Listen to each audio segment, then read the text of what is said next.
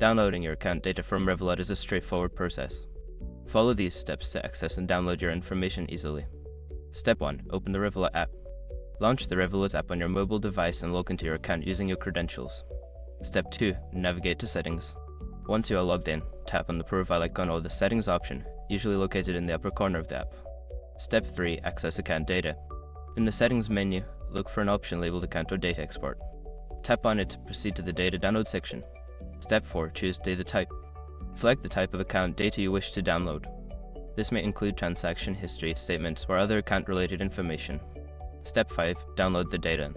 After selecting the data type, follow the prompts to initiate the download. You may receive a link via email or a direct download option within the app. Now you have successfully downloaded your account data from Revolut. If you have any issues, consider reaching out to Revolut's customer support for assistance.